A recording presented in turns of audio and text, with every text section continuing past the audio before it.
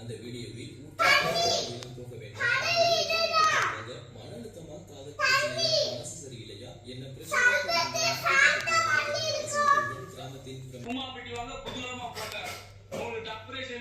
காதல் தோல்வி, கல்யாணம் சோகம் இல்லையா, கஷ்டமா இருக்கா, பூமா பிரிந்து குடிங்க சரியா அவனுக்கு.